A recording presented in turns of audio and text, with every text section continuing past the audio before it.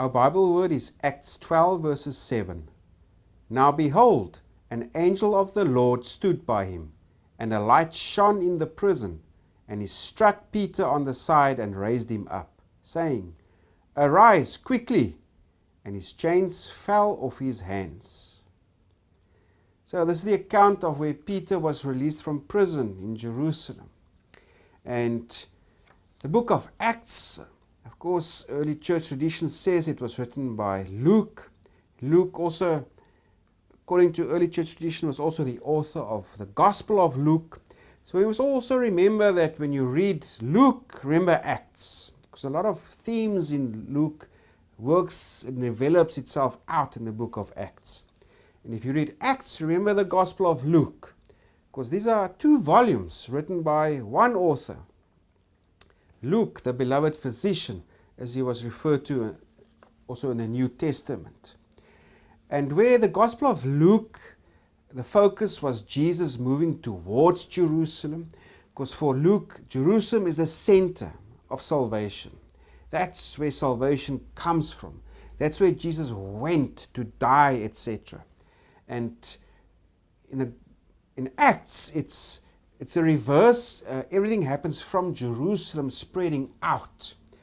It's salvation reaching the ends of the earth. If you go read chapter 1 verses 8, Jesus says there, you will be witnesses of me in Jerusalem, in Judea and Samaria, and unto the ends of the earth. And we actually see how this plays out. There's a movement away from Jerusalem, how the gospel spreads through the whole ancient world. For example, Jerusalem, there in chapter 1 verses 1 to 6 and etc. and verses chapter 7, but also to Judea and Samaria in chapters 6 to 9. It reaches the Gentiles from chapters 9 to 12.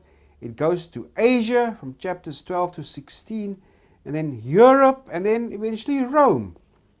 So we can see how this theme of spreading the gospel, what Jesus says, that there will be witnesses of him, how it works itself out in the book of Acts.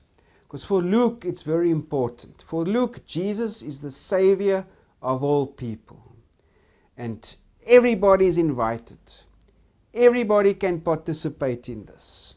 That's the worldwide view of the author here. That's what the gospel means. It's God going out to all people in order to redeem them.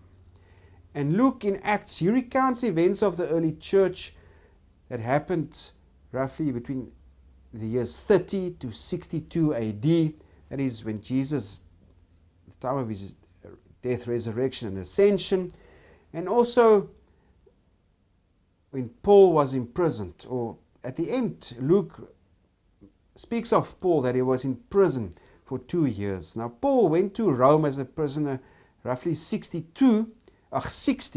and if he was there for 2 years, in other words, the narrative tells us of events up to 62 AD. Why it stops there, we do not know. Why the author tells us of things that happened after that. So it's a good question of why the author, unfortunately for us, because we would like to know more, but that's where the narrative ends. It extends from 30 to the year 62 AD. Also, what we find in chapters 20 to 28 are the we passages. In other words, the author, whoever wrote the Acts, speaks as if he was accompanying Paul on his travels. He says, we traveled here, we went there, etc. So it's for the last 10 years of Paul's missionary life that Luke, or the author, accompanied Paul on his missionary travels. And so that means he accompanied, if you go read Acts 20 to 28, he accompanied Paul on his journey to Jerusalem, also in his imprisonment in Caesarea, and then eventually his trip to Rome. So if Luke was the author, he was an eyewitness to these events, but only from what happened in chapters 20 to 28. So now we have an incident involving Peter. So the early chapters of Luke, the emphasis is on Peter and what happens around Peter and the other apostles. Later on, the emphasis is on Paul. What happens to Paul as he goes away to the Gentiles more extensively. And what happened is that there was this king at that time. His name is Herod Agrippa. And this king Herod Agrippa, he was the great-grandson of Herod the Great. Remember Herod the Great, he was a king who was the king of the Jews at the time when Jesus was born. Now we have Herod Agrippa. And Herod Agrippa, he ruled Judea between 41 to 44 AD. So we know this event when Peter was imprisoned happened around this time, perhaps towards the end of 43 or in 44 AD. That's when this event happened. And Herod, of course, he was appointed as king also of Judea by the Roman Emperor Claudius.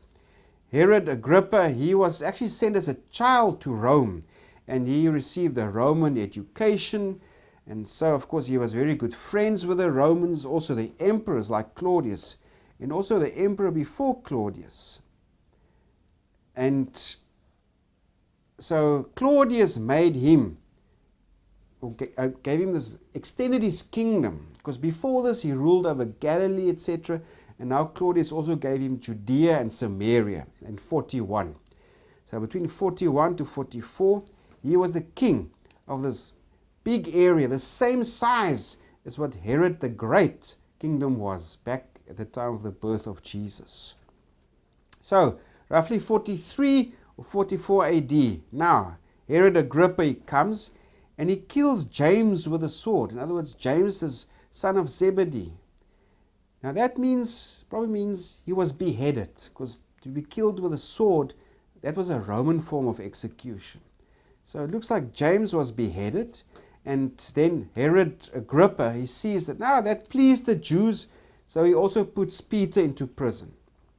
And this will happen at the Feast of Unleavened Bread. In other words, it's the time of the Passover, because remember, this feast, it lasted a whole week. And now he said he's going to wait till after the feast, and then he's going to deal with Peter. So that's our textual unit. It's chapter 12, basically from verse 1 to 25. That is the rescue and retribution in Jerusalem. So this is where Peter was rescued, and also the retribution, according to the author, that it was given to Herod for killing James and for imprisoning and persecuting the church at this time.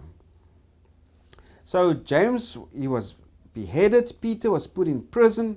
And of course the church there in Jerusalem, there were various churches. If you read, it wasn't just one house church. There were many different house churches that gathered. And one of these homes is referred to the house of Mary. Now obviously she must have been quite a significant person, because the church gathered in a home. There must have been a big home for them to come and gather in. And it also says that she was the mother of John, called Mark.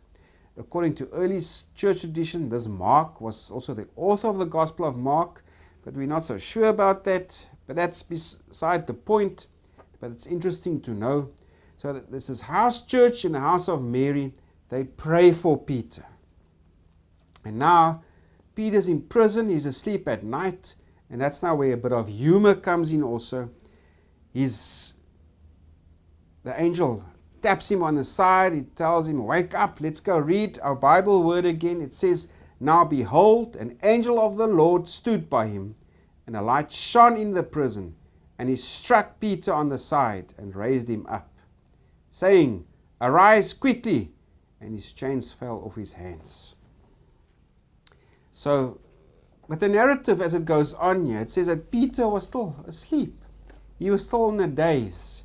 So, because he thought he was having a dream or a vision in a dream. He wasn't fully by his senses. So imagine this Peter accompanying this angel out of the prison, and he's still half asleep. So that's kind of a funny element to the story also. Also, the author speaks of these guards. There were these various watches, and guards, they normally changed every 3 hours, and on every watch there's 4 assigned. The narrative says that Peter was or in chains between two of them, and two were outside the door. So this obviously refers to Roman soldiers. So, but anyways, the angel intervenes, the chains fall off Peter, the guards, they're asleep or whatever, and the door opens. Eventually the gate that leads to the city also opens, and only then Peter comes to his full senses. Now he's awake. He says, yeah, well, this is what has happened. God has delivered me. God has rescued me. And then, now Peter goes to this home of this Mary, where one of the house churches in Jerusalem gathered. And if you read in verses 13,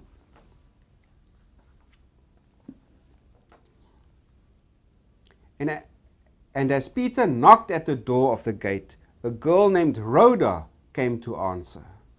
So here's another funny thing that happens here. Now, Rhoda, that's actually a nickname. It means rosebush. And obviously this was a little slave girl who worked for lived with this Mary. So she comes to the door, little rosebush. She sees Peter, and she leaves him there standing at the door. And she runs back to tell everybody else, Peter's at the door, Peter's at the door. So there's Peter like a fool. There he's left at the door standing. But anyway, they don't believe her, little rosebush. Remember these nicknames? It was common in the ancient world to give people or slaves nicknames. For example, also if you read Paul's epistle to Philemon, or if you want to say Philemon, there's a slave Onesimus. And Onesimus is also a nickname. It means Mr. Useful. So here's this girl Rhoda, or actually Rosebush is a nickname. She goes, tells the people, Peter's at the gate. They don't believe her. Because they probably thought maybe Peter's already dead. Because they say it's his spirit. Or it could refer to his guardian angel spirit that's there. Or Peter's spirit himself. That was the belief at the time, that your guardian angel looked like you. Of course, or you, your spirit, when you die, it will linger on the earth for about 3 or 4 days before it departs and goes away. So they say, no, maybe it's Peter's spirit. And she says, no, it's Peter. So then they go to Peter, and they're happy it's him. Peter is released from prison. And of course, Peter instructs him, well, go tell James and the others what has happened. And then it says there, according to Luke, then he went or departed to another place. So this is the miraculous release of Peter from prison by the angel. He's sleepy. He only is awake when he's outside, when he's seen he's truly been released from prison. Then there's this little slave girl, Rosebush, who leaves him standing at the door. But eventually the news could spread that he was released from prison.